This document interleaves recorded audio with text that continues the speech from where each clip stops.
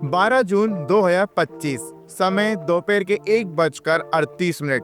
Air India की flight AI-171 Ahmedabad से London के लिए टेक ऑफ करती है, लेकिन सिर्फ 2 मिनट के बाद, जो कि 1:40 पर, यह फ्लाइट एक रिहायशी इलाके में क्रैश हो जाती है। और अकॉर्डिंग टू रिपोर्ट्स, इस फ्लाइट में करीब 242 पैसेंजर्स थे और सिर्फ 2 लोगों को छोड़कर बाकी सभी ने अपनी जान गंवा दी। तो सवाल यही आता है कि ये हादसा आखिर किसके वजह से हुआ? क्या इसमें पायलट की गलती थी या फिर इंजन में ही कोई मिस्टेक थी? और बहुत से लोग ये भी कह रहे हैं कि ये हादसा गर्म हवा के वजह से हुआ। ये इसमें कितनी सच्चाई है, चलिए जानते हैं आज के इस एक्सप्लेनर में। एरोप्लेन के टेक ऑफ करते ही उसके क्रैश होने के आखिर कितने पॉसिबल रीजन होते हैं, सबसे पहले इसके बारे में जानते हैं। सबसे पहला रीजन, रनवे का पूरा यूज नहीं किया। देखिए, बोइंग का ये जो 787 एयरप्लेन है, ये एक बड़ा ही हैवी एयरप्लेन है। इसको टेक ऑफ करने के लिए बड़ा रनवे और एक हाई स्पीड की जरूरत होती है।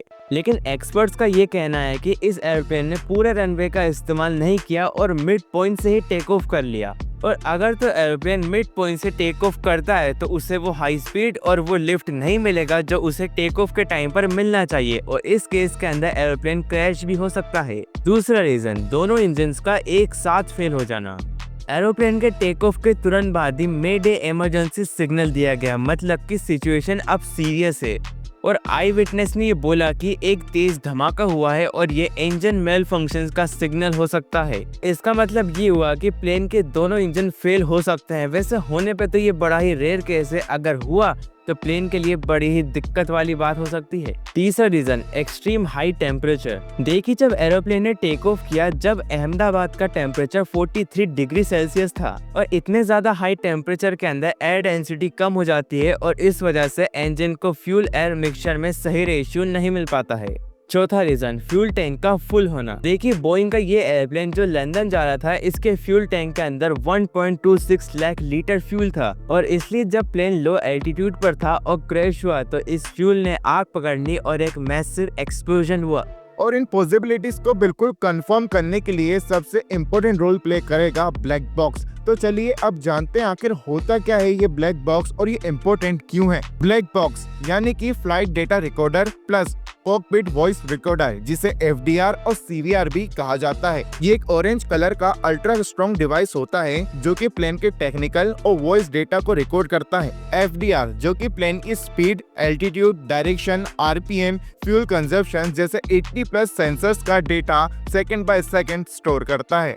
CVR जो कि पायलट्स और क्रू के बीच की कन्वर्सेशन, कॉकपिट का बैकग्राउंड साउंड और इसके साथ ही वार्निंग अलार्म सब कुछ रिकॉर्ड करता है। और इतना ही नहीं, ये ब्लैक बॉक्स करीब 1100 डिग्री सेल्सियस तक सस्टेन कर सकता है। इसके साथ ही 30 दिनों तक अंडर वाटर सिग्नल सेंड कर सकता है और 6000 मीटर तक डीप वाटर प्रेशर झेल सकता है।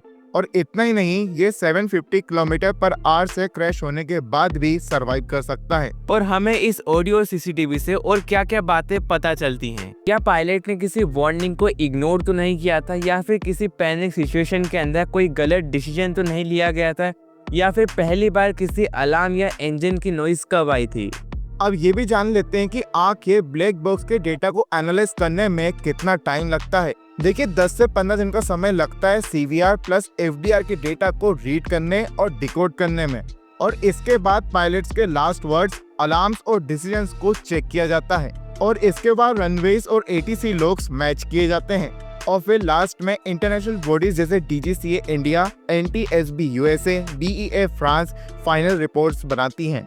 ये रिपोर्ट्स बताती हैं आखिर हादसा कैसे हुआ, इसके लिए कौन जिम्मेदार है, और फ्यूचर में ऐसे हादसे ना हो इसके लिए क्या रिकमेंडेशंस दिए जाएंगे। ये जितनी भी पॉसिबिलिटीज हमने आपके सामने रखी हैं, ये 12 जून को पब्लिश हुई रिपोर्ट्स को स्टडी करने के बाद ही आपको बताई गई हैं। ब्लैक बॉक्स को स्टडी करने के बाद एक्चुअल रीजन सामने आ सकता है, जो कि इससे डिफर भी हो सकता है। वैसे आपके हिसाब से एक्चुअल रीजन क्या हो सकता है, हमें नीचे कमेंट्स में बताइएगा। और ऐसे ही वैल्यूएबल कंटेंट के लिए just do follow and subscribe.